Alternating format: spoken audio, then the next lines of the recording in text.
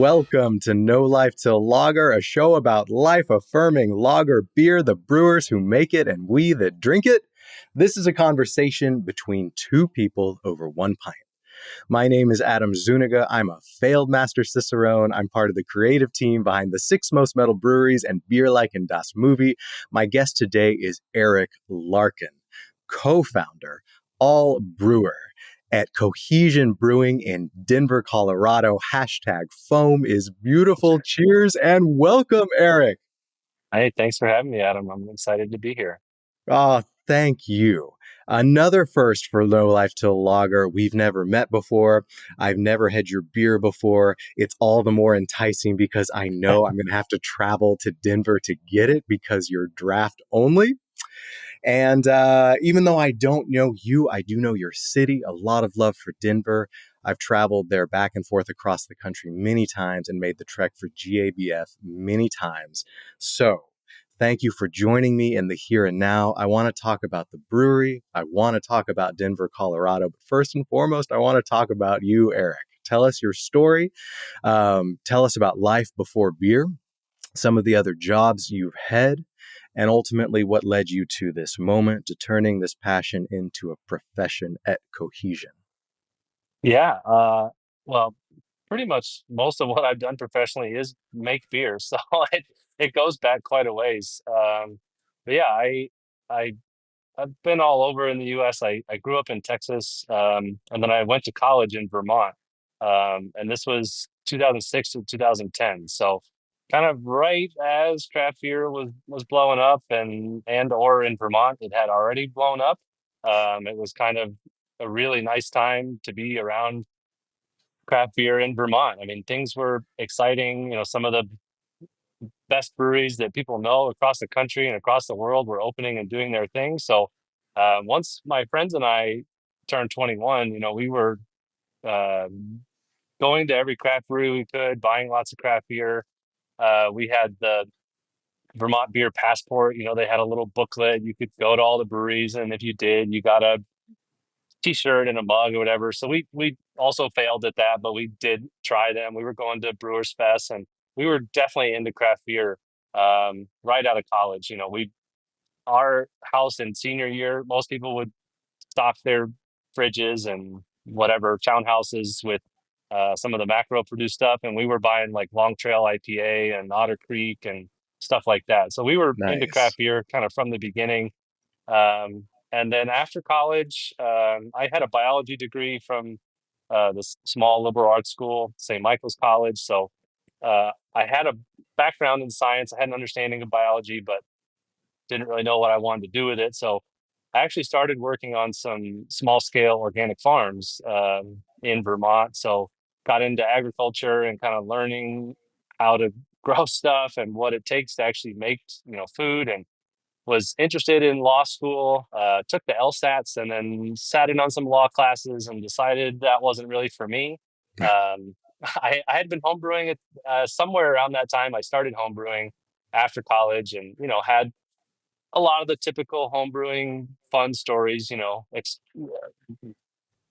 fermentation locks that blew off of a bucket, or messes in the kitchen. And the girl I was dating at the time was like, what is all this stuff? What are we doing with all these bottles? And Yeah. I was bringing homebrew to one of the farms that I worked for to drink, while we were washing veggies or at lunch or whatever. And so this is the year that Hurricane Irene actually hit Vermont. So it affected this farm I was working for.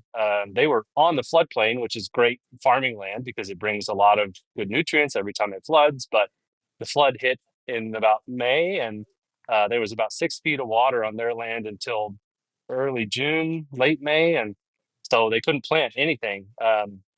They knew I liked beer. They'd been sharing homebrew with me, and this farm had some pigs on it, and they were receiving spent grain from a local brewery to feed their pigs. That was part of the supplement feed for the pigs. So when the fields were flooded and they didn't have any work for me, they couldn't pay me. They said, "Hey, you seem to like this beer stuff. Maybe you can go volunteer at this brewery. Maybe they'll give you a job, and we know you. We know you're a hard worker, so we'll recommend you." So I started helping out at this brewery in Burlington, volunteering. My first day actually was picking blueberries for a blueberry beer they were making. Ah, I very beautiful. vividly remember talking with the brewer and just having lots of questions and being very inquisitive. And so she said, "Yeah, you can come help out sometime. Come by the brewery. Here's my number. Call me, text me when you think you can come by." And so I started showing up and washing growlers and doing whatever I could, figuring out how to help out. And I became pretty useful, I guess, because I was there about 30 hours a week at one point. And after about a month of kind of volunteering, for about 30 hours a week, I asked the brewer, I said, "Hey, do you think I could, get paid at some point? Like, I feel like I'm contributing and this has all been volunteer." And she Fair. said, she said, "Well, wait, we don't pay you yet?" And I said, "No, I Oh, haven't been paid."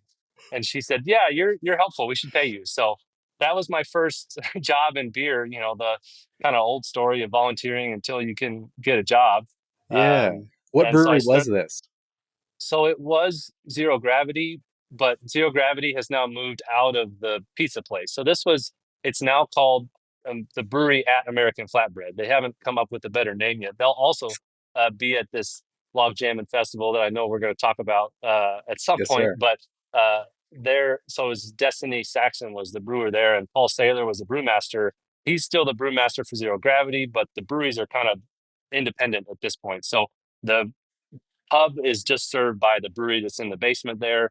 And then Zero Gravity has grown into its own, amazing company and distribution brewery, production brewery, still in Burlington, but they're kind of separate. So I started there and worked there for about 9 months, basically interning, doing whatever I could. And while I was doing that, I got to take the American Brewers Guild intensive science and engineering course. So I got to get somewhat of a formal education, quick course. It's 6 months. So and a little bit of hands-on stuff at the end. And then I was working there, but my hours had actually diminished because a lot of the hours in the beginning were training. So it was two people, she was training me, and that took a lot of time. But eventually, it was like, I don't need to train you to do stuff. I just need you to actually do things. And so I'd gone down to about 20 hours a week, and kind of in those 9 months, I decided this is what I want to do. I really enjoy this. So I started looking for full-time jobs. In the brewing world, and I applied for a job at Allagash Brewing Company, and just luck. I don't know what it was. I don't know. I still look back at that as one of the best things that happened to me for my brewing career. Ah, I got hired there in 2012. So yeah, what a pedigree already from Zero Gravity out the gate, who I have visited Vermont, and nice. on to Allagash, who I have visited in Maine. What an incredible backstory and life in beer. Yeah. And tell us about your experience at Allagash. I mean, both of those breweries, I mean, Zero Gravity is pretty lager focused. So, looking back on it, it was definitely the place I kind of learned about lagers and lager brewing. But Allagash was a phenomenal brewery to work for. It's still an amazing company. I hounded the sales rep or the sales director every year that they would come for GABF or the year we had CBC here. When are you going to send beer to Colorado? I miss drinking this beer. And she would always tell me, well, maybe next year, maybe in a few years. And Yeah. we actually got it this past year. I think it was just the end of 2024. They started sending Allagash back into the state, and I'm ecstatic to have Allagash back again. I mean, the beer is phenomenal. The company's one I love to support. I think they do a really, really great job of trying to be a company that's not just there to make beer and make money, right? They are a certified B Corp, so they have some sustainability and well-being of their employees in mind with when they run the company, but they're also an incredibly technical brewery with all of the best and latest lab equipment you could want. They're really trying to hone their product. I learned so much about how to make good, consistent beer from brewing there, and we were brewing a lot. The year I started, they were still using the 30 barrel brew house, which is now the old brew house, and they were turning about 42 to 45 times a week. So it was 24/7 brewing. Definitely a lot of turns on the brew house. So you learned a lot. You had a lot of repetition. And it was a Impressive. great place to learn about quality and emphasis on quality, and just, yeah, couldn't have picked a better place to really work at a production scale and learn about how to make beer.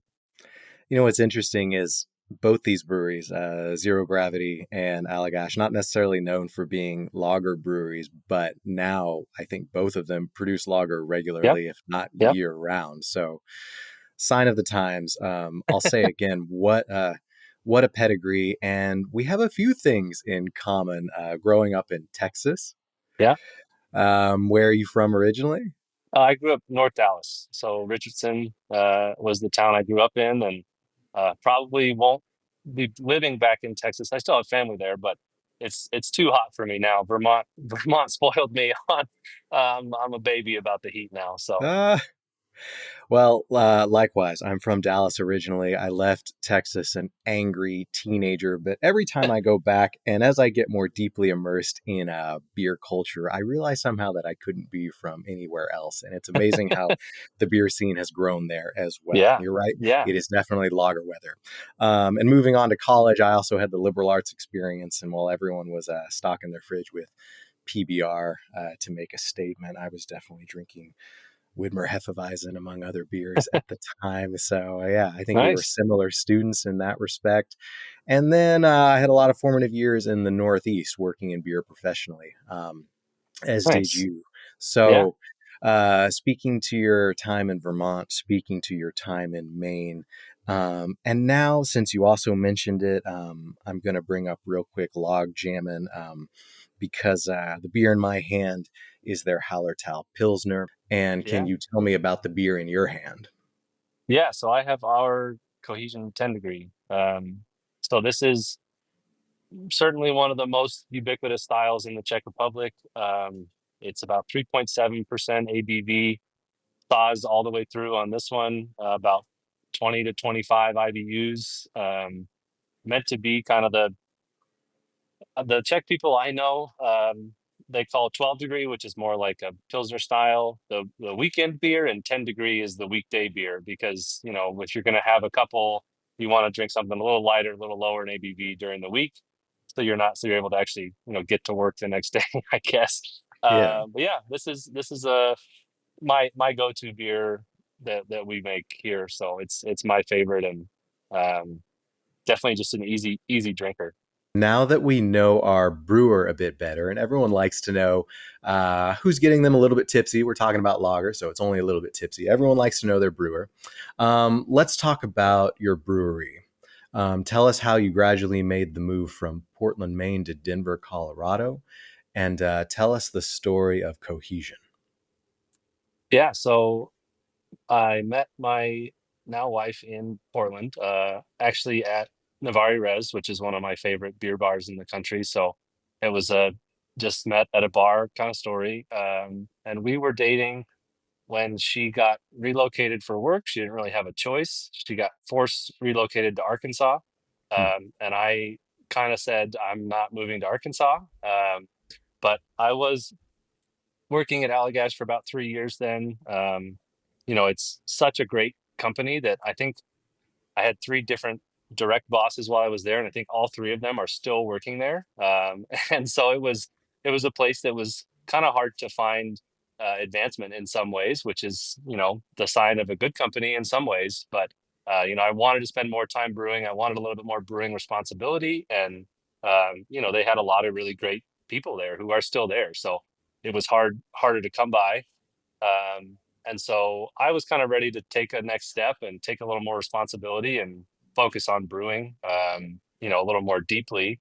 And so when my wife got relocated, or not, well, we were just dating at the time, but when she got relocated, we kind of said, well, let's pick some place to move together. She didn't want to go back to Maine just for work prospects for her too. So we started looking at where has good skiing. We're both into mountain sports and good beer. So Colorado was kind of a no brainer for us. Denver.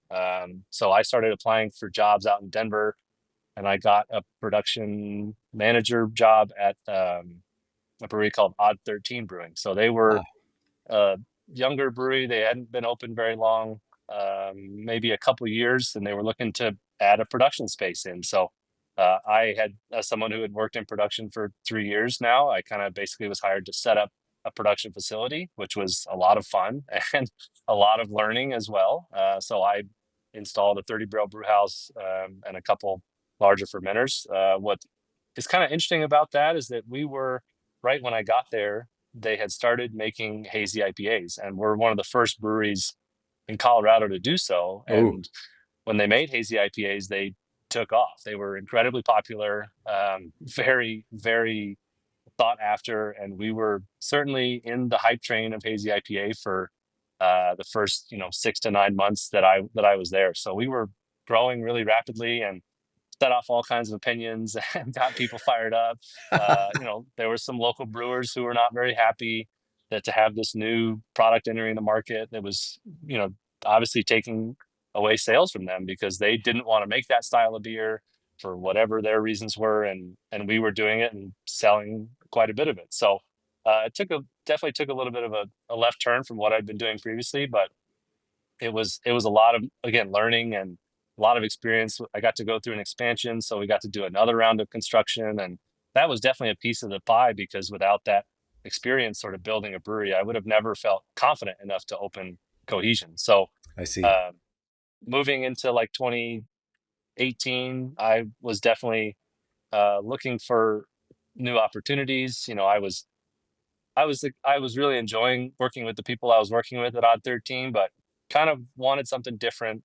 Could feel like at that point hazy IPAs weren't really my thing anymore, and hoppy beer is really hard to keep up with. There's so many new products and hops, and it can be a difficult kind of way to make beer. So I was interested in lagers. I tried to make as many as I could at Odd 13, but the tank turn times never made sense. It was, I could make three IPAs in the time that you want to make one lager. Like, why would we spend tank space on that? So got to make one or two, but nothing really major.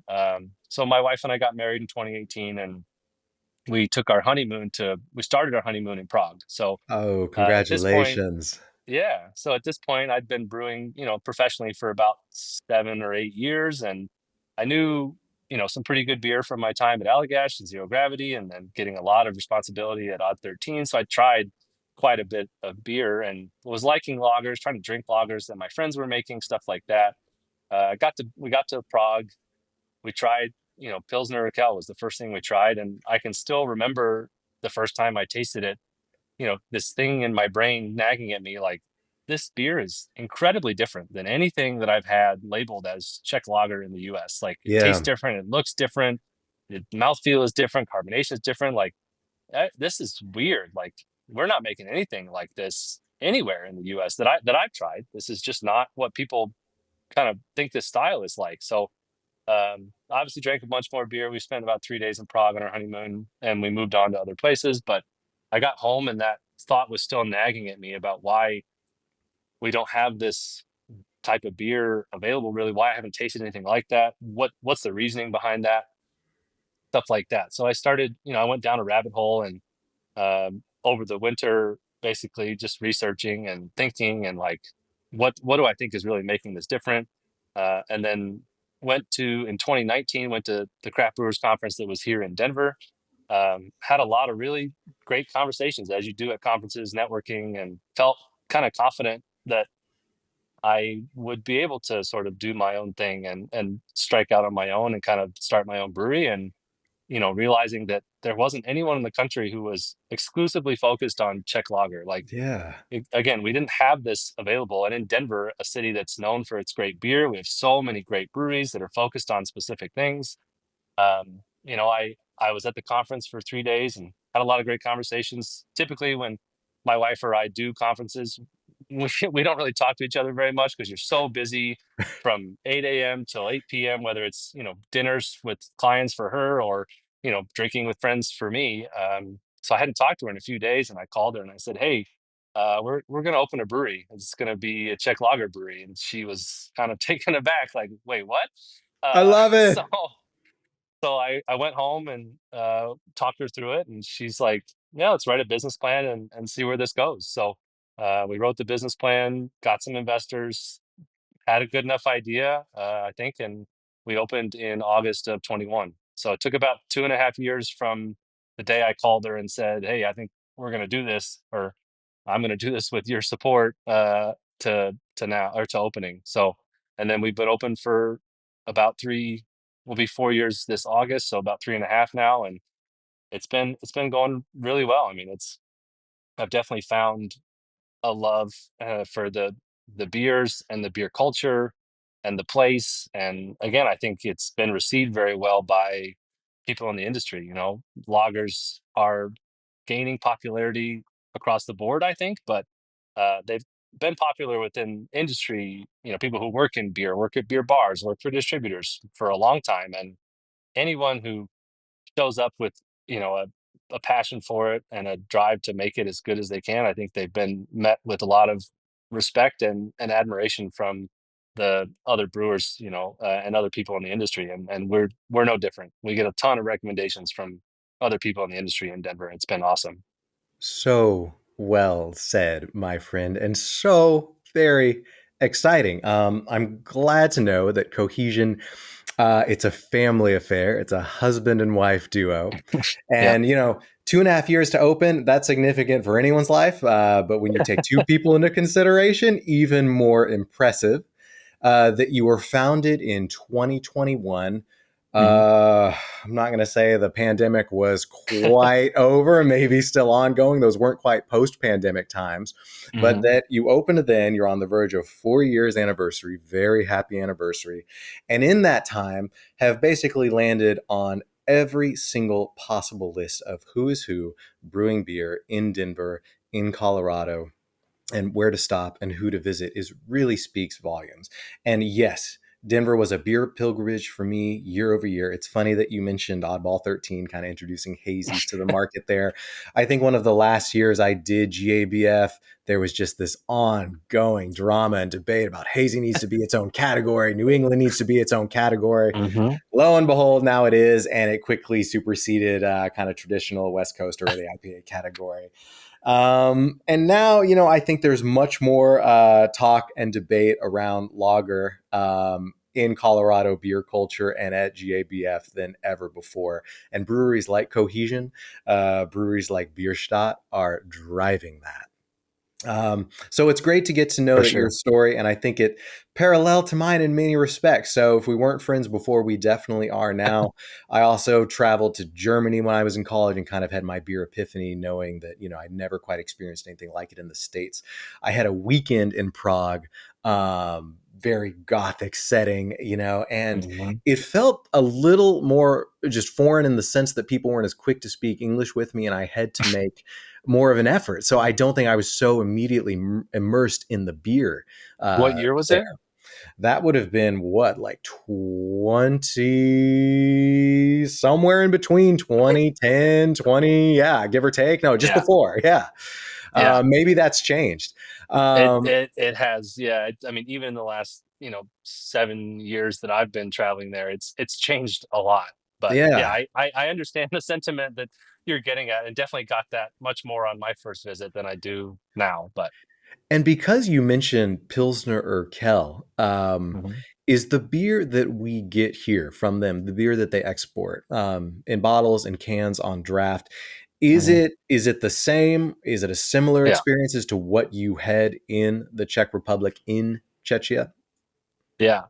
Uh, it's kind of a long answer, but the short answer is yes. It's all brewed in one place. It's all brewed, as far as I know, to the same recipe, and uh, it may be handled a little differently, but it is the same beer. I think the part of what is fascinating to me about the Czech beer production culture is a lot of the production methods and things we do here at Cohesion that I think again are part of what make Czech lager, what makes it unique and interesting and different from German lager, from Austrian lager, from Swiss lager, from anybody else who's making this style of beer. The Czechs are off on their own a little bit. And so Pilsner Urquell specifically is a very interesting one in that what the beer that you drink in Prague is typically, if you get it in a bottle or can, it's going to be filtered and pasteurized. Hmm. And that's a big distinction in Czech. They often label beers if they are not one or the other. So you'll see, even on a menu, it'll say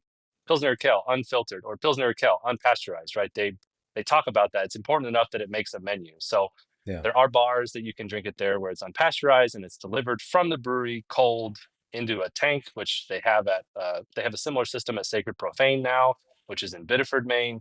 It's a Nice. Luker like tank system, and they're actually pumping the beer via hose into a bag, into a tank, and they take much different care of that beer. The beer that we get in the U.S., very interestingly, at least to me, and probably to you and some people who would listen to this as well, if you buy it now on the pack, it actually says we almost stopped sending this beer to the U.S., but we made some changes and now we're happy with it and we're happy that you're enjoying it, right? So if you buy the Yeah. 12 pack, it's kind of on the outside. So Hmm. on a trip there 3 years ago, we got a tour from the brewmaster, emeritus brewmaster Václav Burka, and I asked him, I said, hey, I see this on my labels now. Like, what's the story? What's the deal? What changed? What was different?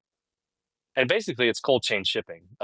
They used to Nice. send the beer unrefrigerated the whole way, and it would spend the key point that I got from him was not only was the boat it was on unrefrigerated, so it's in a container, just whatever, exposed to the elements. So I mean, it could get hot on the ocean. I don't really know. I've never made that voyage myself.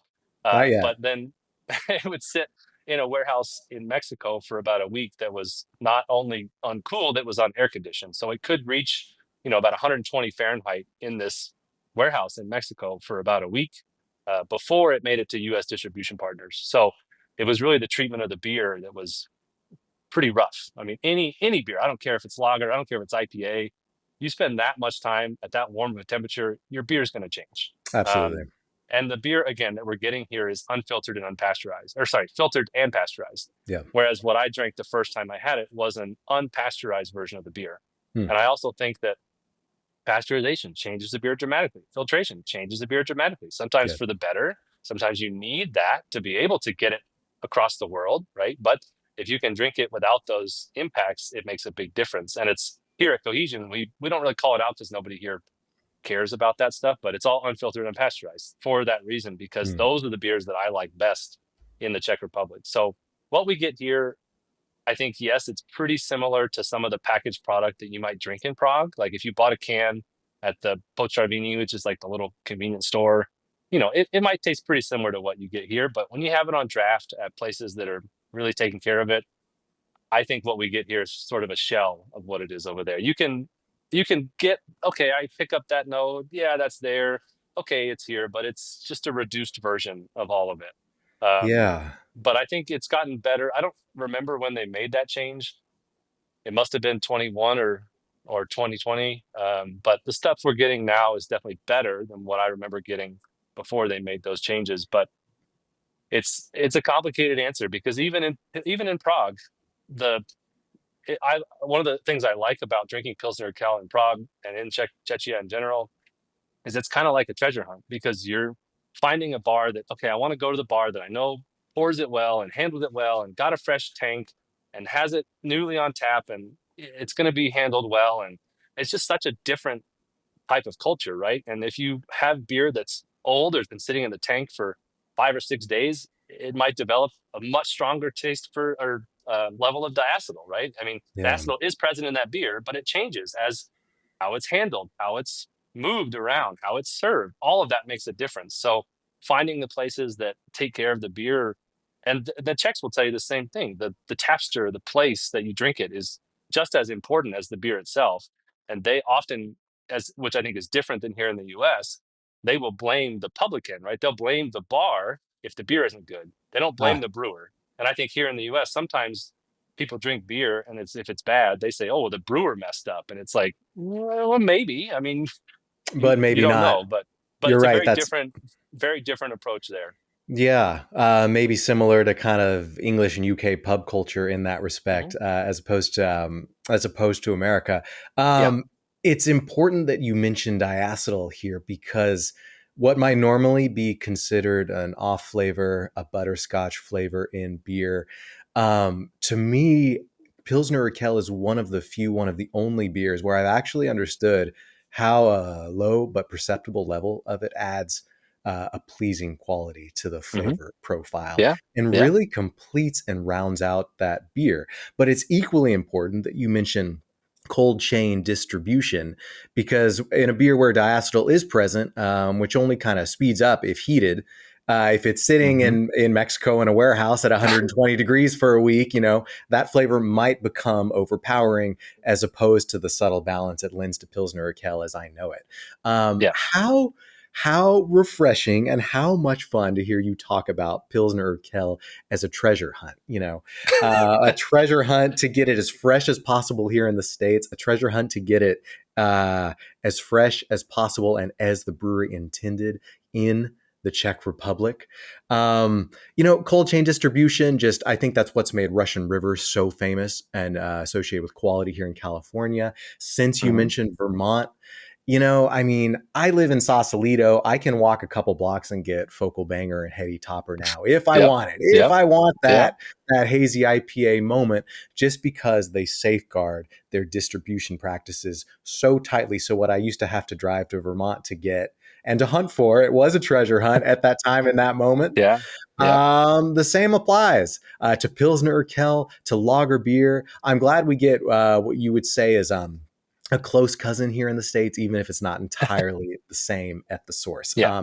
Yeah. And what makes this episode of No Life Till Lager so special, I think, is the deep dive into Czech culture. You're right that there was kind of something missing in the market here. I've talked to a lot of lager breweries so far, and they all make Czech beers, but they're not necessarily devoted to Czech beer styles. That's not all they do. It's part of what they do. And I don't think it's all of what you do, but it's definitely the focus. It's the inspiration. My God, it was your honeymoon, man. Yeah. Yeah. Can we talk a little bit more about that? Just what makes Czech culture unique and distinct, just compared to German beer culture, for example, Yeah. their neighbor? Why is there an increasing affinity here among American craft drinkers? Yeah. I know you have, I'm not even going to try to pronounce any of this, but Dej, Bush, Desti, you have that printed on a lot Yeah.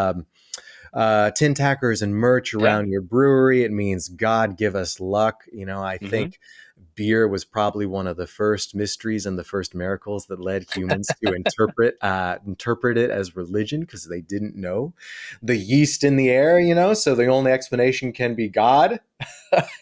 God makes Yeah. us happy. God gives us this feeling. God is giving us what we want. God is giving us good luck. So tell us a little bit about Czech beer culture. What makes it different from surrounding beer cultures, and why has it continued to grow since you opened in 2021 here in America? Yeah. I mean, this could be an hour answer all Oh, to I'm itself. So sure.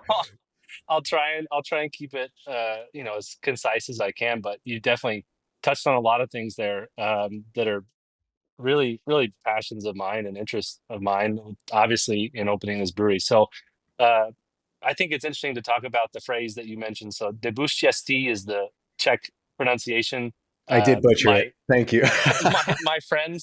my friends who we went to the Czech Republic with in 2022 have shortened it to debujetski as the Americanized version. So I think that's a little easier to say, obviously, and gets the point across. So that phrase exactly translated right. God give us luck. So Pilsner Urquell being founded in 1842 was really the switch to lager brewing in the Czech Republic. They were predominantly an ale producing country before that. The Hmm, Germans were making lagers, and Pilsner Urquell is an interesting story of using landrace varietals of barley and hops in Czech with lager brewing and pale malting from Britain. So it was really all of that coming together to make a new style that revolutionized beer as we know it today still. nice. Um, but what is interesting about the time when all that's happening is this is pre Louis Pasteur, right? We don't know about yeast cells. We don't know, like you said, we know there's this stuff at the bottom of the tank, and if we collect it and add more of it over here, it seems to make beer. So Yeah, we should do that. And but that God give us luck was really the phrase that brewers would say every time they brewed, to say, I hope this beer turns out right. I hope it isn't sour. I hope it does actually ferment. Like I don't really know what's happening here. We're not fully understanding of this process. Let's hope we did it right. But it's a it has brewer's prayer. become yes, yeah, and a greeting too. I actually had this last time I was there. I got to go just a couple weeks ago, and I got a tour of the Budvar brewery, and the Budvar guys said "debushesti" to me, like as a greeting, which I had heard that Wow. it was a brewer's greeting, but I hadn't gotten a lot of interaction with brewers there, and so that was the first time someone actually said it to me as like a greeting, which was interesting to hear and not just hear about, right? Yeah, So it's yeah. still a It's phrase that's used meaningful. today, and it adorns a lot of the entrances to cellars at breweries, or it'll be displayed almost every brewery you go to. They still display it and talk about it. It definitely, I think, is a reminder to them of maybe where they came from, or what it used to be like, stuff like that. So, I mean, what that's one little small piece. You don't see that phrase in German breweries or the Austrian breweries. I haven't seen it anywhere else really. That's kind of unique to Czech.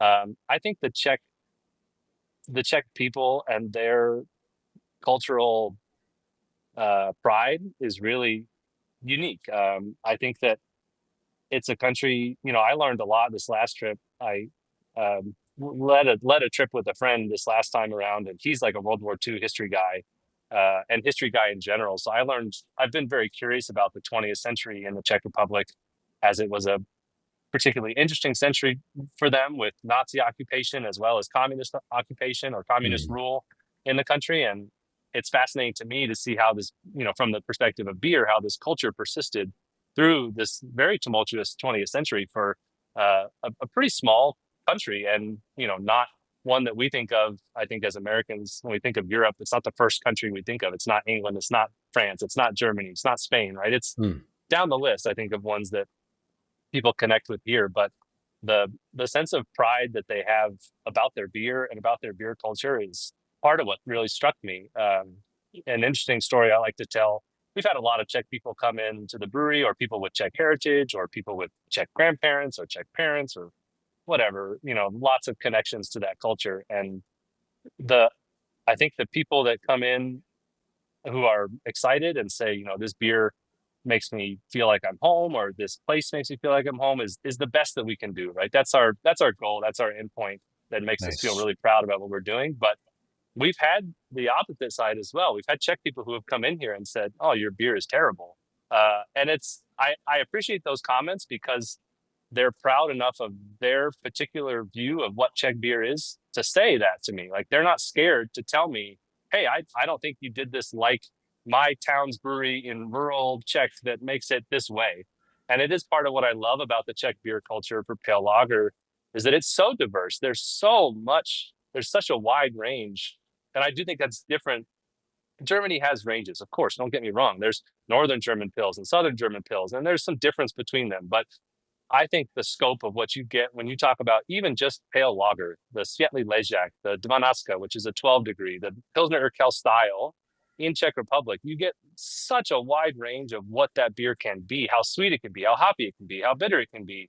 And people grow so fond of the one that they know and they love.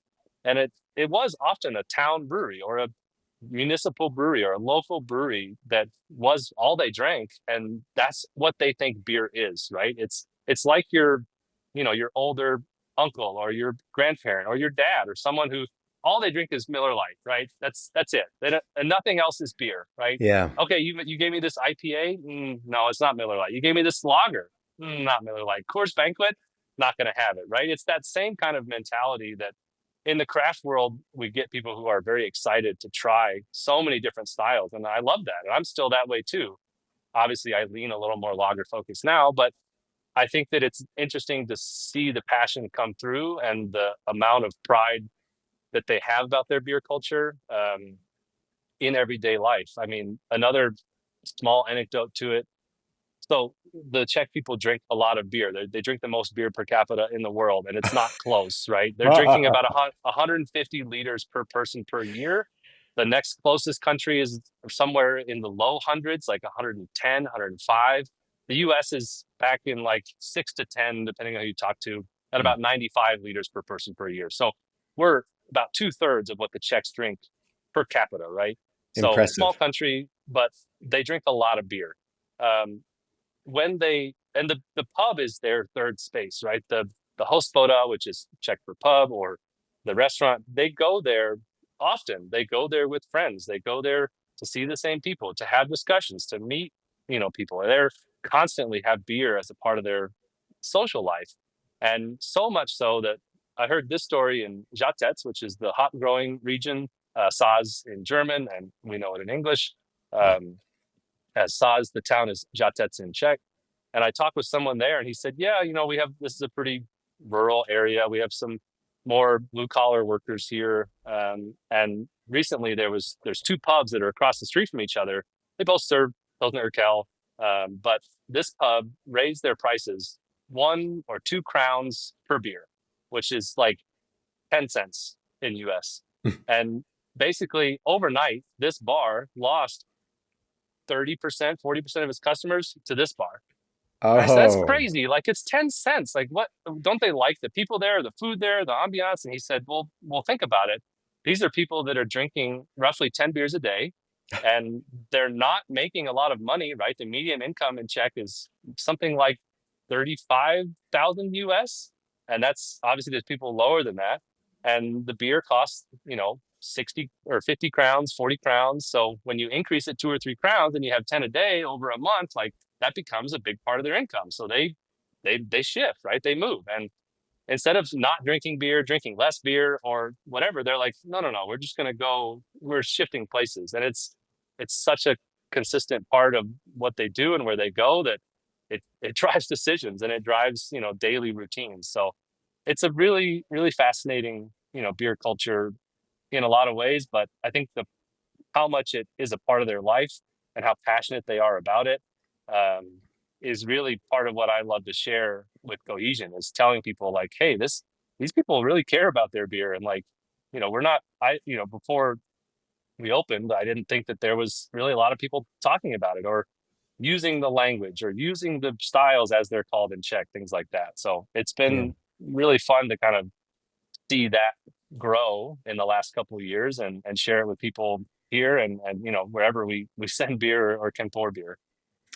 That is power. The people have spoken. If the Czech Republic, if Czechia can claim most beer consumed per capita, maybe at least Denver can make the claim among American cities, most beer consumed per capita, or I at bet I bet least in the Denver's I running. bet Denver's up there. Yeah.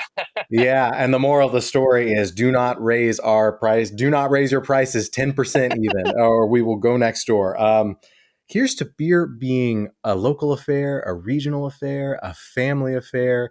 You're absolutely right that, taking pride in your local brewery, in your local bar, it's the same as taking pride like in your local sports team or whatever else. And it's great to know that the people of Czechia take it so very seriously. And I guess we have to give a shout out again to Pilsner Urquell. I feel bad now drinking. I am drinking a German fired Pilsner out of a I Pilsner saw you had Urquell the glass. glass though. Yeah. This has become part of my uniform, basically, for No Life Till Yeah.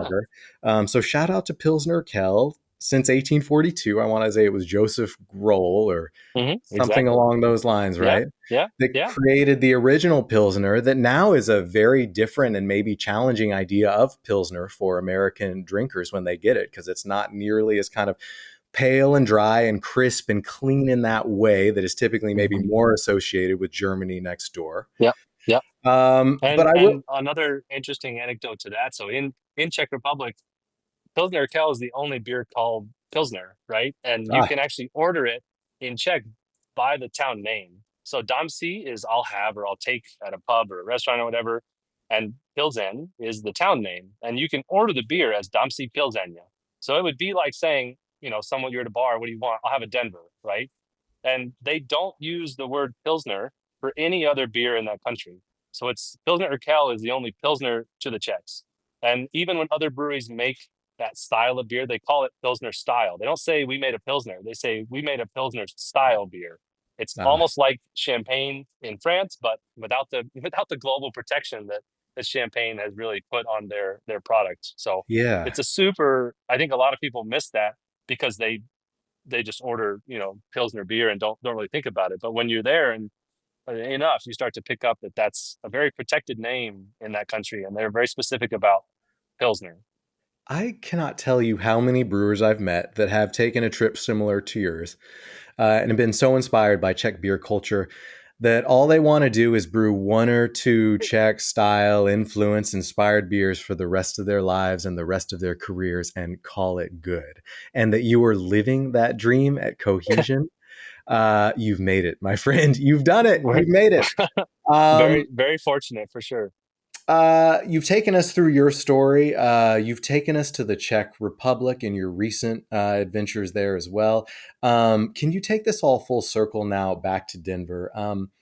Just take us on a drive through the city on your commute to work. Tell us a little bit just about how it might have changed in recent years to the point, to the fact that an all Czech inspired lager brewery was able to open in 2021 and find such a devoted following. So just tell us a little bit about Denver, the city, the people, and the culture that is a part of Cohesion and where you call home. Yeah, I mean, this is a great beer state. I mean, it's not just the city of Denver. This is really a phenomenal place to have a brewery, for a variety of reasons. I think, the Brewers Association, which is the craft group that represents, or sorry, the trade group that represents craft brewers in the U.S., is based in Boulder. We have New Belgium Brewing in Fort Collins, one of the oldest and largest craft breweries in the country. And we have breweries in Denver and up and down the Front Range between Colorado Springs, Denver, and Fort Collins that are very niche brewers. They focus on very specific things, and the customers respect it and show up for it. And that was one of the things that we felt good about in opening a Czech lager focused brewery, is that, there's Bierstadt, which had done it with German lager about 5 years before us. I think they're turning 8 or 9 this year, something like that. There's Yeah. Hogshead in the Highlands in Denver, which only makes, or used to, now they've broadened a little bit, but used to only make British style ale, right? And they were serving cask beer as it should be served and are incredibly particular about how you serve it and how you store it. There's when we opened, or in our business plan, we wrote that there were four-ish breweries up and down the Front Range that were just German beer specific, right? All they did was German beers, nothing else.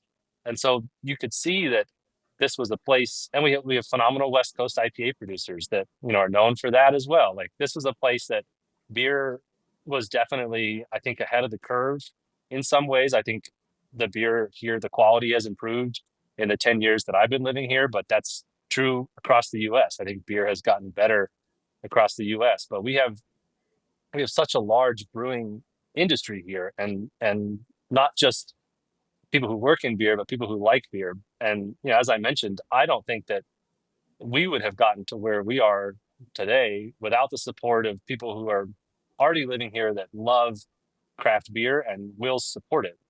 We have survived so far on word of mouth. It's been people at other bars, at other breweries who say, "Oh yeah, go try Cohesion. Like, what they're doing is really cool, and they're making Yeah. good beer." Like, that has been such a huge, consistent baseline for us of people that come in and drink the product and enjoy it. And we wouldn't have made it to 4 years without that. So that being said, Denver and Colorado is seeing some change in the landscape, just like everybody else. We had, I think, the first year ever in Colorado, or the first year since, I don't know, maybe the 80s or 70s or whatever, the first year since I've been here for sure, more breweries closed in the state than opened, right? We Mhm. actually were a net negative of number of breweries in the city of Denver. And that's not an inconsistent story across the US, right? People are seeing craft beer decline in some ways, but I think that uh, we're we're still such a great place for it, and hosting GABF really helps bring people here to try all these beers. Lots of local representation at the festival, in the awards. It's clear that this is a place that people think about and associate with beer in general. I mean, we've also got Coors, which is, a big name. Everybody knows Coors. My dad in the 80s took a road trip to go get Coors, right? That The that original brand hype has beer. Yeah. exactly. There's a picture of him like with a trunk full of Coors and his buddies, like once they picked it up. That's like, back in the 80s. So it's this has been a state for beer for so long. And even though things are changing and evolving, this industry is, I think it's growing up in a way. I think we're seeing a maturation of this industry that, um, it sucks to see anybody lose their Of course. business. And especially as someone who owns a business, I know how hard that would be.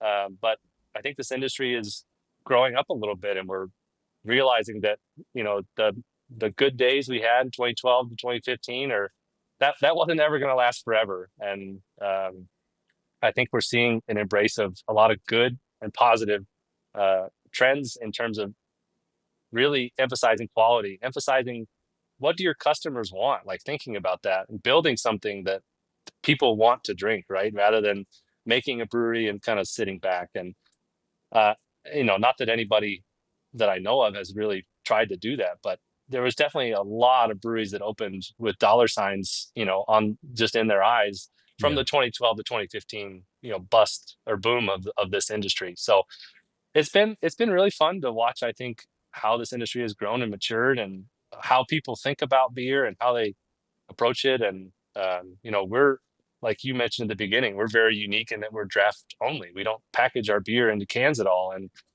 every day somebody comes in and says, "Why don't you can your beer?" And part of it that we haven't really talked about is that we want to show you part of the Czech beer experience, that is the pouring of the beer and the service Yes. of the beer. That's an important part of it. So, Yeah. but again, that's something that's unique, right? We can say that, and that gets people excited. Oh, well, that's interesting. What do you have to say about that, right? So it gives us an opportunity to give someone a good experience that maybe if we put our beer in a can would be a little harder to translate, or harder to tell. So Yeah. Yeah. Let's get to the brewery, to the ritual around pouring, to the beers and the core you produce year round. But first and foremost, I love to live in places and visit cities where beer still matters. To me, it's a happier people, a happier culture, a happier climate. Everything I know about Denver, all my memories there of seeing people support their local breweries, going out to visit breweries, going out to visit bars. I know Falling Rock closed, and I think in some respects, it's because breweries are the new bars, the new pubs, the new mhm. destinations, as opposed to the craft beer bar, maybe. But Denver is a place where beer matters, and that's the world I want to live in. So even though more breweries might be closing than opening, that's kind of a shakeout that I think is ultimately going to yield fruit and be for the better, because we're seeing breweries with an emphasis on quality. And you know what? Maybe in some weird way, shout out to someone like Coors, who your dad was driving to pick up back in the day, because lager is so firmly ingrained in American culture Mhm. now that it can never really go out of culture. It is always present. And I think, there's a lot of fatigue around IPA. There's some burnout in craft beer happening. There's some shakeout in craft beer happening. I think lager beer is eternal. And I think there are many consumers who really haven't tasted or experienced high quality craft lager, be it American, be it German, and of course, be it Czech. Mhm. And that's why I say, I would never ever line up for a can of IPA again, cash in pocket, in my life. I would never wait in line again, but I would happily make the trip to Denver to try your beer on tap, to have the draft experience. You've created a destination and a thirst, a hunger, and I don't want to say exclusivity, but a reason to make that trip, to visit your brewery. You can only get it here. You don't can. I know you do crowlers. You don't distribute. I know maybe you have some select partners around the city of Denver that pour your Yeah, beer. But yeah. if you really want to experience Cohesion, you have to do it at the source. In the same way that you were saying, if you really want to experience Czech beer like Pilsner or Kel or Budvar, Czechvar, any of those, you have to do it at the source. So, let's talk about your beers and let's talk about your process, because just off the bat, Yeah. I think you have three kind of core year-round beers. That in itself is different than kind of the rotation nation we've seen in craft beer Mhm. culture in recent years. You do a Czech 10, a Czech 12, and a Tmave dark Yep. lager. Is that correct? And the 10 Yep. and the 12, that's a reference to Plato, to basically the starting gravity, the amount of sugar in the beer, starts in Mhm. the beer when you begin. Yep. The Czech 10, I want to say, comes in all said and done around 3.5 to 4% alcohol, right? Yep. The Yeah, Czech nailed it. the Czech 12, more in the range of 4.5 to 5.5. And that's where we get like the Pilsner or Kells of the world. That's Yep. maybe the Yep. most maybe the most common or the most immediately associated Czech beer style. And the Tmave, the dark, is my lifelong love affair. It's my favorite style of beer. Maybe you can tell me why I can drink it endlessly. Let's get to that, you know. But I do appreciate that in Czech drinking culture, these are all low alcohol beers that are meant for session drinking. And, you know, that the 12 is considered strong by comparison to the 10, but still only clocks in at 5%, give or take. Right. That speaks to the amount of beer per capita they consume, which you already mentioned. So just tell us a little bit about these individual beers, how you landed on them in the first place, and how you made that commitment to make 3 beers year round, always available. Yeah, so it was really just from visiting and traveling and going to breweries and seeing what they offer. And, the Czech beer culture is changing just like anywhere else. There's people making IPAs and fruited sours and all kinds of things, especially at smaller breweries. But no matter what, most of these breweries, or sorry, all of these breweries, no matter what, they're making a 12-degree pale lager. Even if your best-selling beer happens to be an American pale ale, like you're gonna have a 12-degree lager in your rotation. You kind of can't exist, it doesn't seem, as a brewery in Czech Republic without it. This is certainly the most notorious style, like you mentioned. It's the Pilsner Urquell. Pilsner Urquell makes about 8.5 million barrels of beer a year. They're not a small beer producer, and Ah, they're a big player in the Czech Republic. So everyone knows this style. Everyone understands what it should be. Um, but kind of as I mentioned, it's a wide range of where it lands. So one of the interesting parts about that beer in the Czech culture for me is that there's Pilsner Urquell on one end and there's Budvar on the other end. So the Budvar original, which is called Czechvar here in the U.S., hmm, uh, they are called the bitter one and the sweet one. So Pilsner Urquell is the bitter one and Budvar is the sweet one.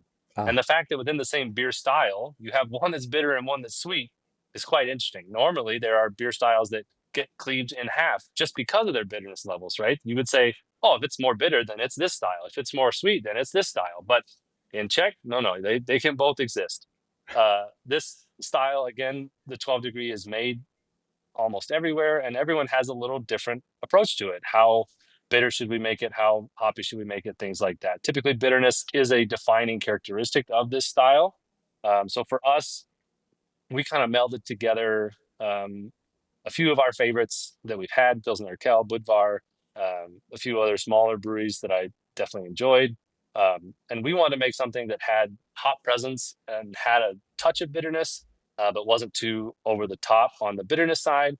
Um, and then also had that characteristic malt flavor and malt richness of all of the 12 degrees that I've had. So again, Pilsner Urquell kind of invented this style when they started. Most people were making ales, and this Pilsner style beer became very popular in the mid 1800s. And one of the things they were doing to this day that is kind of unique is the direct fire kettle. No one was really using steam back when they opened. Everyone was direct firing, but the direct fire, because of the heat of the flame as opposed to heat of steam on a kettle, it added a bit of color to the beer. And as people moved away from direct fire into steam heating, they lost a bit of that color, right? The lower temperature heat source actually removed some of the color from the beer, which is a positive in some places. You see Germany embrace that and go with lighter colors, but in Czech they said, no, we're kind of missing something if we don't have that color, right? We're all chasing Pilsner Urquell. That's the beer we all want to have the same success as in terms of production amounts. So how do we add that back in? So most breweries today add, and this was kind of a dirty secret for a while that Evan Rail, who's a beer writer who lives in Prague, kind of uncovered, is that a lot of them add a second malt. So it's not a Pilsner malt only beer. They add a caramel malt, a Munich malt, or a Vienna malt to kind of add some color. So ah. we have a small bit of caramel in ours, about 3% of a Cara 10 that just adds a tinge of color, tinge of sweetness, kind of balance out a little bit more bitter flavor. The 10 degree, so I would say this beer, when we describe 12, we say it's a little bit of it's our bitter beer, right? It's kind of on that scale. We talk about 10 degree, we say it's the balanced beer. So balance in that it should have hop presence, but it should also have malt presence, and neither of those things should really be overpowering at any time. The goal is that you could drink this beer and not think about it one bit, or you could drink this beer and find those elements, just the little bits of malt and hops popping up as you take sips, but nothing is really overwhelming. Nothing is too overpowering. And as you mentioned, it's a lower ABV beer. Ours clocks in about 3.7, 3.8. So it's one that, if you're hanging out with somebody, you can have one or two. And really, you're not going to notice it. You're not going to feel like you're that drunk. You're not going to feel it the next day. It's okay. I can have some beers and have beers for a while and not be totally out of sorts. So Yeah. And your um, Czech 10, is it a single malt, single hop beer? ours is, yep. So we have a custom Pilsner malt that we built with a local malt house. That was one of the things that was kind of, I think, missing in people who were trying to make Czech beer was the malt selection. Hmm. And so we kind of had to make our own when we started Cohesion. And so that's now our house malt, house base malt. It's in all of our beers. And so uh, 12 degree is basically two malts and two hops, and then the 10 degree is one malt and one hop. So a much simpler beer, easy to make. The other thing that we took from inspiration from Budvar specifically is whole cone hops. So all of our lagers, we use whole cone hops for any additions past 60 minutes left in the boil. So anything that's adding more flavor and aroma, we're using whole cone hops. So decreased efficiency, but for me, I think it adds a smoother, rounder hop flavor. And I like that about Budvar when I have it fresh and from the cellars, which is a rare experience. But again, Yeah. I'm trying to deliver this unfiltered, unpasteurized experience, which is similar to what you get in the cellars. So this lighter, rounder, smoother hop character is definitely what we want for our pale lagers. So Yeah. 10 degree is a single decoction beer, and 12 degree is a triple decoction beer. That's Pilsner Kel inspiration coming in. And again, we like pull elements from each in a variety of ways for our 12 degrees specifically. Ah, And then our Tamave is four malts, another custom base malt or another custom malt in there. This one's a Cara malt. Some interesting things about that beer: it has custom base malt and then basically a Munich malt, and then roasted wheat instead of roasted barley, which I think adds a little bit smoother flavor on the dark malt notes. The biggest difference between, say, a German Schwarz beer and a Tamave Pivo, in my mind, is that the Tamave should have a little less roast character. hmm. You shouldn't really taste as much of the overwhelming roast flavor. Yeah. Um, they tend to be a little lighter in alcohol, as you mentioned, but they're going to finish with a little more sweetness to them. So we call Tamave our sweet beer, right? So we have bitter, balanced, and sweet. At the very core, that's how we want to talk about our three core beers. So 12 degree is bitter, 10 degree is balanced, Tamave is sweet. So if you've only got 10 seconds, we can hopefully find one in there that you like. Well, I Uh, think you cover all the essentials there. and that's the goal too, is to have, again, I think most people can, if they know nothing about beer, nothing about Czech beer, we try and tell our staff you should be able to talk for 20 minutes about this, but if you only have 10 seconds, that's the three things that you say, and hopefully they find something in that they like. Yeah. um And for three core year-round Czech beers, you also have basically three pours, three pouring options for each of yep, those beers, correct? yep, I'm gonna try not to butcher this as well, but Hladinka, I think, is the yeah, classic. yep, You have like basically an inch of foam in the yep, top, and it's just yep, a perfect pour and a classic pour of beer. yep. Snite, I'm not a Schnit, Schnit. So yep, that's four fingers, right? That is like yep. basically equal parts beer and foam. And It's a then little less beer than foam, so it's like two fingers beer, four fingers foam, and there's typically a little bit of empty space in the glass. ah, and last but not least, the Maliko pour, Mm-hmm. which did come up on our previous episode with Human Robot, and Yeah, of course. I do need to apologize right now. I threw a little bit of shade at San Francisco, saying I don't know where to go to get a Maliko pour in this city. But Olfactory.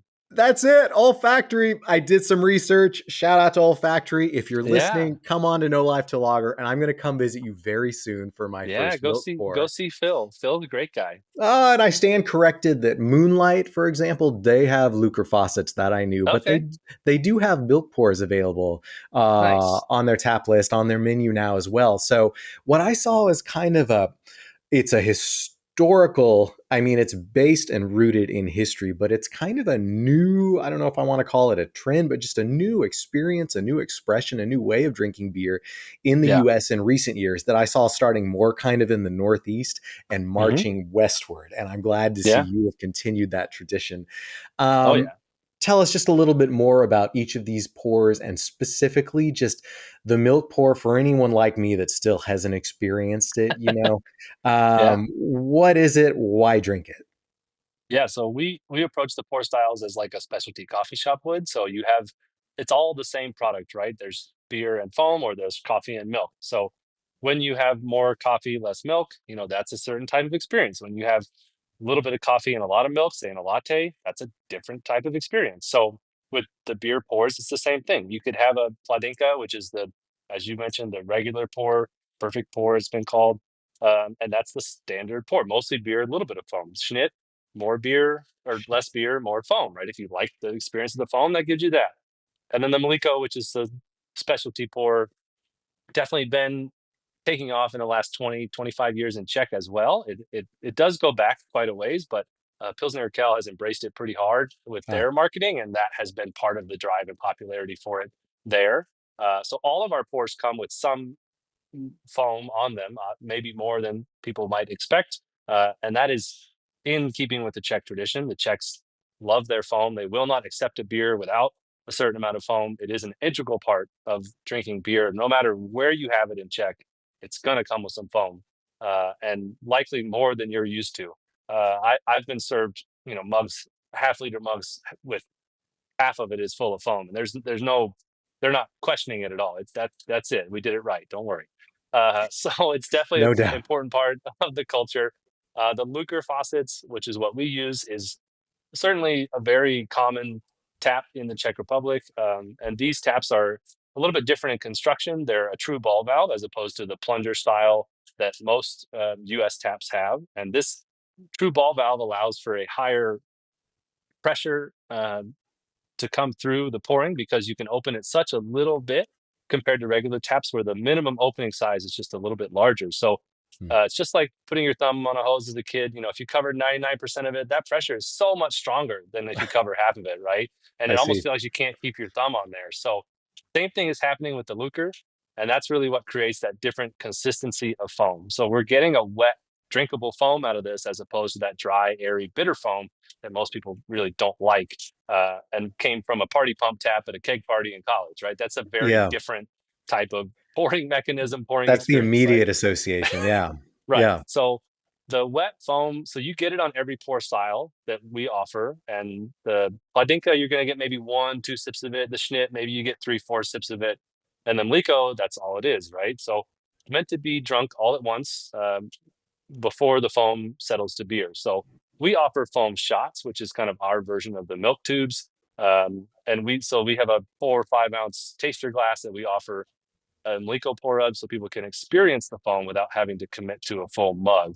So the what the foam really offers, it's not just a different consistency, it's a different makeup. It is a different, it's more protein based. It has different chemical makeup to it than the beer, right? It's only one subset of what you're getting in the beer, but it is a smoother, richer, creamier texture. So with Mliko, if you chug a full half-liter of Mliko, it's almost like drinking a glass of whole milk, right? That's why it's called Mliko, because it has a little bit more mouthfeel to it than water does, right? It has a little bit more sweetness to it than water does. And in the foam form, that this liquor allows us to do the same thing. So Yeah. we don't sell a lot of the Lico pours, but definitely once people try it and they experience the foam, it's interesting. But to anyone who wants to try it, I would recommend.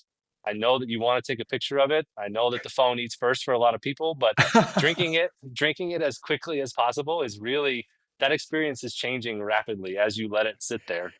So we definitely encourage people to drink it as soon as you can when you get it. And I also encourage people when they come here, you get a Hladinka, take a sip right away, because it settles so fast that it's changing pretty rapidly. And you miss some of that smooth, rich texture of foam that you can get even on a Hladinka pour. So my promise to you is when I have my first milk pour, I will drink before documenting. Drink before documenting. Recurring theme on No Life Till Lager: put your phone down. Whether you're drinking, whether you're eating, whether you're going to a show, put your fucking phone down. So I will pledge to you to drink it at least the first one. I will drink it instantly before I There put you it up go. on There you go. No Life Till Lager's Instagram.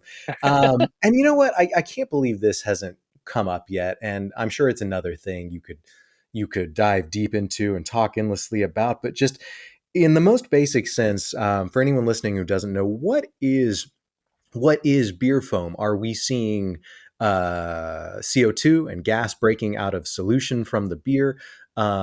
Is it protein in the beer basically Mhm. being carried by the gas to the top? Just what is the simplest way to begin to approach what beer foam is? Yeah, it's the second one you said. I'm admittedly overdue to read. Oh, what's it? I'm gonna forget his name now. There's a guy who actually taught at UC Davis. He's a British guy. He's his Bamforth, yeah. His moniker Charlie is Bamforth. the Pope of Foam. So Another shout out to Charlie. He came up in our episode with Geisthouse, and I feel like he's going to keep coming up. So, Charlie, if you're listening, come on the show and talk about foam. he could talk Um, about foam for forever, but yeah, it's definitely, yeah, it's mostly protein. It's carried exactly as you said by the CO2, the gas that's inside. It's an exsolving of gas that's also causing it to be, light and airy. So there is some gas present in it. I mean, when you drink a half liter, these mugs are actually 22 or 23 ounces to the top. So you're hmm, getting more than just 17 ounces or a half liter of I guess space taken up by the foam. But you feel it like when you drink a full half liter Mliko, there's some gas that comes up from your stomach. There's a little burp because there's gas present. Um, but it's definitely the Czechs talk about it also as a particularly interesting way. So they say that the why you get foam on your regular Hodinka pour is actually to prevent oxidation of the beer. So they think that it creates a little barrier of oxygen yeah, between the beer and the outside world. I think, if you're drinking your beer fast enough, it's not really sure. impactful there, but that's that's how they talk about it. Um, I think my interesting theory on foam for the check pours, which I know is not really answering your question, but I do think this is a fun anecdote. So Pilsner Kel, the story is they started because all the beer that was being served in Pilsen wasn't very good, and by Ah, not very good they mean sour, right? So hmm, when I ask Czechs particularly why foam is so important to them, they say because it indicates fresh beer. And to me, when the Czechs think about old beer, they think about beer that has soured. And when they think about fresh beer, they think about beer that hasn't soured. yeah, And as we know, having drunk sour beer, in this industry, I love sour beer. I love lambic culture. You can't really form foam for very long on that beer. yeah. So I think the Czech thinking is if you get a beer that's served without any foam on it, that means that it's sour, it's spoiled, and we shouldn't be drinking it.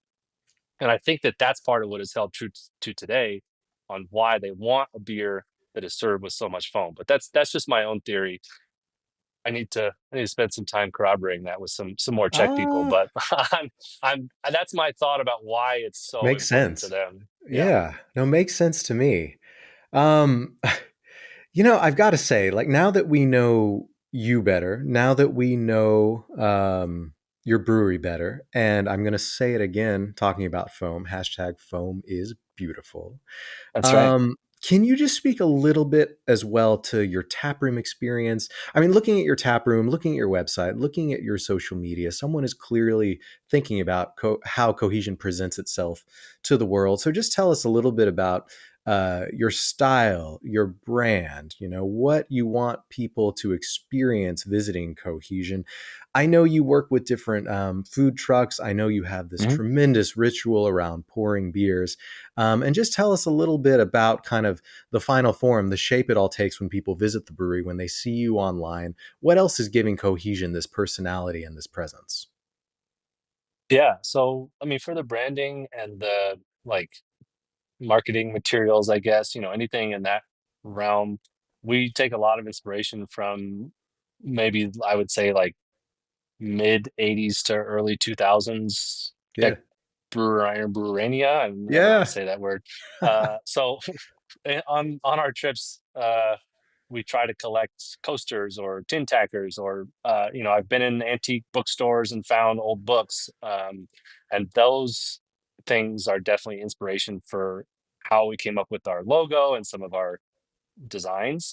So we definitely have tried to kind of touch into the old school, but make it a little bit modern. And that's the same with our tap room, with the architectural design. That was kind of working with the architects. We have a few pieces in here. You can see the wainscoting behind me. So this is like uber old school Czech pub. Is this wooden wainscoting on the walls? Mhm. But we have some like modern light fixtures in this space, and this is like the old school Czech space. We see a lot of bars in Czech Republic, especially the hospodas, which is like the dive bar, if you will, Mm. for Czech beer. And they use a lot of stainless steel countertops. So we have stainless steel countertops here, but we also have this very tall structure that sits over the bar with more modern light fixtures. So we kind of wanted to combine some of the old, some of the new, to kind of bring a fresh look at some of this, but definitely found our inspiration in a lot of older Czech imagery and branding and that kind of stuff for our Mhm. branding. We did a little bit of a refresh and added stuff specifically for 10, 12, and Tamave to kind of make them stand out. Without cans on the market, you don't have. It's harder to kind of build a brand around those specific beers. So recently, we definitely took a project to sort of make those three stand out a little more. And like we have posters of them now in the tap room with the tin tackers you mentioned, and we've got shirts coming out pretty Yeah. soon with those. But then in terms of the experience, I think we wanted to deliver as close an experience to a Czech hospoda as you could. It's kind of tough because also, as you mentioned, going there in whatever time it was, if it was 2008, 2010, anywhere in that time range, it was probably difficult to get a beer some places and uncomfortable to get a beer some places because there is a certain ritual and routine to how they approach a pub and how they order a beer. Clearly. A lot of table service, which is very unique here, right? Like in the old school Czech pub, you walk in, you don't look at anybody, you don't greet anybody. There's no, attendant there or host there to say hello. You walk in, you find an empty seat, and likely a beer will just show up, right? And Yeah. sometimes you have to like wave or thumbs up or just put a coaster down, and that's the sign to the tapster or the people working that I want a beer, right? I would Yeah. love to have done that here, but that wouldn't have worked, right? So Yeah. there's things like that like we can't fully bring over to an American craft brewery, but we still try and embrace all of the pouring methods. We have heavy wooden tables, which is what you'd see in these older pubs, right? So we tried to embrace that. We have coasters at every table, which not everybody does that because coasters are just wasted essentially. You get one beer on them and they're wet and you can't use them anymore. But Mm. that's a thing in Czech. You have to have a coaster under your beer. Again, that's in these old school pubs, that's your communication to the tapster or the waiter, waitress, whatever you want to call them, that I want a beer. You take a coaster. There's always a holder on the table. You take your coaster out, you put it down, you've done your job. A beer will show up, right? Without Nice. without any thought, without any ordering. I wish Um, I'd known. The truth is, no, it's even further back. It would have been more like '04, '05 when I was mhm. there. And part of it, I've made it more difficult on myself because I was going to spots called like the Franz Kafka Cafe Yeah, because it yeah, was like the only thing I recognized as an American teenager, in yeah, Prague. yeah, So, yeah. but what I see is a very, very warm and welcoming and inviting atmosphere at Cohesion. And most importantly, it's like a place where you want to drink. The best bars, the best breweries I've ever been in are an extension, maybe first and foremost, of their owner's personality, but beyond that, their owner's living room. And they're hosting you. They're hosting you like extended friends and family. And Cohesion looks like a spot where you want to stay and a spot where you want to drink. And I just really, really, really am in awe of what you've built there and continue to evolve and innovate. So I think it's incredible that you've introduced traditional Czech culture to a modern American audience. and it just continues to build year over year, and building that nostalgic, I don't know how to say it either, breweriana, you know, Yeah, yeah. that nostalgic kind of beer culture into modern drinking. I think people really appreciate that more than ever. People don't want beer that has an agenda. People just want an authentic, transparent, readily and easily enjoyable, high quality beer at the ready. So you've created that, my man, and I'm grateful for it. I'm grateful for Hey, it, and thank you. I would take the trip to Denver just for that alone. And there's so many reasons to visit as well. So We've got a lot of good beer here. yeah, yes, my friend. Let's move on to a few rapid fire, no life till lager questions I like to All ask right. everyone as we start to wrap up this episode. Um, Non-alcoholic beer, I would be just kind of curious in hearing your take on this, being inspired by Czech culture that consumes the sheer largest volume of beer per capita. Does non-alcoholic beer have a place at Cohesion in your tap room? What do you think just around the kind of rising tide of temperance that I think has largely been in response to the pandemic since 21, since you opened? Mhm. What's your take on now non-alcoholic beer, and do you offer it? Yeah, we don't make any ourselves, so we only have 6 taps, and it would be tough to kinda dedicate 1 tap to it. Hmm. But we have some in cans that other people make. Hmm. It's a huge part of Czech beer culture. Oh, Drinking and driving in Czech is, like, no tolerance, so yeah, even 1 beer and you're driving, is like you lose your license for 6 months, if not more. yeah. So they have a lot of non-alcoholic options at every bar you go to, Listen to that. and I think they make really good ones. So I would love to explore producing my own, but we haven't found, since we're not packaging, we haven't found a good way to add it to our product mix. So we offer it from other people. I think in terms of the temperance side, beer is the beverage of moderation, and I Agreed. would argue that Czech lager is maybe on the light end of that. Even obviously, Much your agreed. 18% beers are not the drink of moderation, but you know, low ABV lager is I think a way to sort of bridge that gap of having a social experience without it ruining your night or the next day, right? Yeah, That's what I think is a healthy approach to it. And like as someone who drinks a lot of beer, I also like that I could have hang out here for a few hours. People are always coming by that I know that I want to see. So being able to sit down, have a few, and go on to the next day with no ill effects is really important to me, and that's part of my love of Czech lager is that I do that even when I'm there and I drink maybe more than I should. The next day is not as painful as it might be if I'd yes. had 8 to 10 IPAs. So Yes, absolutely. Nice. Also, speaking to celebrity lager culture, eventually I might give this question up because the same names keep coming up. It's just funny that they're all loggers, whether it's Hulk Hogan, whether it's the Kelsey brothers.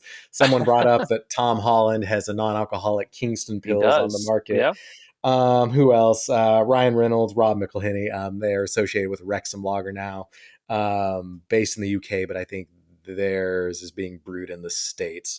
Um, probably. your take on this, and if you're ever going to make a celebrity inspired, Czech inspired lager, who would it be and why? Oh, I mean, I would probably have to pick some Czech person. I would kind of feel like, uh, I mean, the Václav Burka is a celebrity in the Czech Republic. That brewmaster emeritus from Pilsner Urquell that I I mentioned believe earlier. it. Yeah. He's someone that I would, if he wanted to be a sponsor, I guess of our beer in some way, I would take that for sure. I mean, I probably am not seeking out celebrity partnerships. I definitely see the value in them, but I could see some famous Czech person that I would want to work with. I mean, there's a number of like Czech brewmasters that I think would be a ton of fun to work with, whether it's a collaboration or like a celebrity project, if you will, because there's Oh, hell yeah. the brewers are popular people there, so it's It's fun. definitely someone to make a beer after or with. That's a great answer. I love it that brewers are celebrated in Czech culture. And, I mean, I would say within the last decade in America, it was fun to watch brewers achieve rock star status. So Yeah. so even though that is also maybe changing, I think brewers have their rightful place in the pantheon of celebrities. So yeah, man, I can definitely see a celebrity lager with a celebrity Czech brewer as a Yeah. collaboration down the road. That'd be great. This one, okay. End of every episode, I ask decoction, yes or no, Mm. decoction mashing, yay or nay. In truth, I know the answer from you is a resounding yes. Yep. It's inherent to your Czech 10 and your Czech 12, obviously. Um, in a sentence, that's also not fair. But no, in all sincerity, Yeah. tell us why decoction matters, why there is this kind of ongoing debate in the craft beer world now, and just why you implement it for your fundamental Czech styles of beer. So, I mean, you've picked up by now that we're inspired and adherent to Czech traditions. I have no Czech heritage myself. I'm not Czech in any way, shape, or form in terms You of could have like fooled me. culturally, but I every Czech brewer that I ask, does Czech lager need to be made with decoctions? They tell me yes. So I don't really have a choice. I mean, if I'm trying to represent and respect this culture that I don't really have myself, it's not a background in my life. If they tell me I have to do it, I have to do it. That being said, I do think it makes the beer better, and I'm a proponent of it for other reasons. But at the end of the day, I'm trying to show people what the Czechs do, and so if they say I have to do it, I have to do it. Ah, this is a really good answer among the multitude I've heard so far. In a similar way that like the Germans adhere to the Reinheitsgebot, right? Yeah. Decoction is so essential and imperative to Czech history and Czech styles of beer that you were trying to honor that tradition. So we can rage on and on about sensory profile versus Yep. modified malt, but you were honoring and contributing to an ongoing story. And I think every beer drinker can relate to and appreciate that. So well said. And one more thing, by the time this episode airs, Log Jam and 5 at Human Robot might have already happened, but you pour there year over year. You Hmm. participate in is it Little Beer Fest with Good Yes. Word Yep. Yep. year over year. And because you're based in Denver, the home of the Brewers Association, or at least nearby, and Great American Beer Festival, can you just talk a little bit about how do these lager festivals maybe compare to what you've seen at GABF over the year? Mm. Why are they special, meaningful, significant in their own way? And when are you going to start your own lager festival for Denver? I have thought about that for, I mean, since the day we opened. Yeah. And the honest answer is that I talk to these people that run these festivals that I love, and they tell me how much work it is, and that Oh, they don't really make any money doing it, and that especially the first year or two, you might lose a significant amount of money running these festivals. And it's been a hard sell as a business play, but I would love to host people here and curate, a selection of lagers that I've enjoyed and share that with people. But that's what's fun about these other festivals is it's at this point, having done them for three, this will be, I guess this will be the fourth year for Log Jamming. Um, I mean, these people are friends. They're yeah. people that I love seeing every year and trying their beers and experiencing new beers with and sharing my beers with. And it's almost become like a little reunion of sorts to hang out with these people again and see them again and be in a familiar place and with familiar people. Um, it's just the atmosphere, the curation of breweries, the selection of beer is so amazing at all of these places that it's really enjoyable to go, try other, okay, what are you doing? Oh, you're doing this way. You're making it with that. You're adding that in there. You added this process step. Oh, I never thought about that. Well, let's taste it. Oh, I can tell that you did that or whatever. And having that feedback, immediately from other people drinking your beer or drinking other people's beer is really a valuable experience in so many ways. And it's fun, honestly. Like we've argued about the business sense of doing these festivals in other states time and time again. And at the end of the day, like I've had to just say, we're doing it because I want to do it. Like it's an enjoyable experience for us. Nice. So it's been really fun to be a part of those. And be selected to pour alongside people that we respect a ton. I mean, compared to GABF, it's a totally different animal. GABF has evolved rapidly in the last couple of years, I think for the better. We talk about it a lot right after it happened, peers, friends. GABF is becoming a party. It's becoming more of a, it's just meant to be a fun atmosphere, and there happens to be beer, right? Whereas these beer fests are like, no, no, we're here to try specific beers made in a specific way. Whereas Little Beer is often, people who are going there are, I mean, there's a guy at Little Beer every year. He's got a little notepad, multiple people actually, now that I think about it, and they're taking notes on every beer. And GABF is not that like it used to be, and I think it used to cater to those people, and now these smaller, more specialized festivals are catering to those people. And GABF is better off as a celebration of beer. I mean, there was a wrestling ring at GABF this year. There was a stage with concerts happening. There Yeah. was this, again, that spooky section. They turned the lights down. They had like an actor outside of a rundown trailer with a Jason mask and a chainsaw. Like, it's great. Wow. I think it's for the better. It's not the festival I want to go to. It's not for me, but it's a great festival. We need to continue to get people excited about beer and feeling like beer is a fun beverage, and GABF is there to serve that purpose. And it's not there for me or my industry friends who want to meticulously try every beer, from a certain brewery or from a certain region. It just has evolved past that. And now we have local festivals with well curated lists.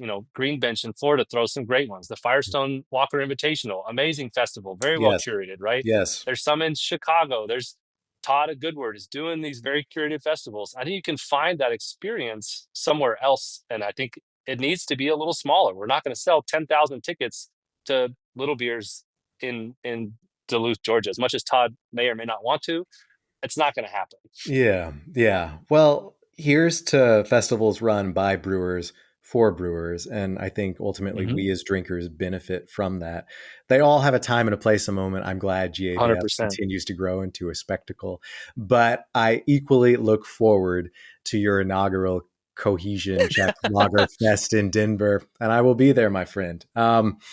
Before we wrap up, is there anything else you want to say on behalf of yourself and Cohesion? Anything else to someone deciding what their first beer is at 21, what their last beer is at 101? What do you want to say to beer drinkers out there before we go? Oh man. I think just keep trying new beers and find beers that you like. I think beer at its best is a background and a conduit for conversation. That was part of why we opened Cohesion, was to have a space where people could have meaningful and thoughtful conversation over a beer. That was something that we have in our mission statement. And I still think that that's a big part of what beer can be, and part of what we saw with beer in the Czech Republic and wanted to bring into Denver. And so finding, beer can be savored. I'm a certified beer judge. I know about learning all the details and intricacies of certain styles and nerding out over that. And I love it. But I think Yeah. for most people, beer should just be a way to hang out with a friend. And you talk about the beer for maybe a little bit, but it should be the conduit for conversation. It should be the social lubricant, if you will. And I think using it in that way can have a lot of benefits overall. Yes, very well said. Beer is best shared among friends, a Yeah. conduit for conversation, a social lubricant. I don't think there's a lot of other beverages that can say the same and inspire kind of the same interaction. That's what beer is here for, but very specifically, and I think you've said it again and again throughout this episode, that is what Czech beer is rooted in. That's what it revolves around. That is what your Czech pale tin, draft only, Hmm. 3.7%, whatever it is. That is why it exists. So Hmm. here is to continued and future conversation. Eric, I'm going to say thank you so very much. Cheers to Cohesion. We are grateful that you joined. If you like what you're hearing, this is not for likes and clicks. Help us hit the road. Help us make a better kind of beer show. Help us join Eric for his kickoff of Czech Lagerfest in Denver, Colorado. And until we get to where we're going, I am going to say good night and good lager. Eric, Thank you so very much. Cheers. Thank you, Adam. No life till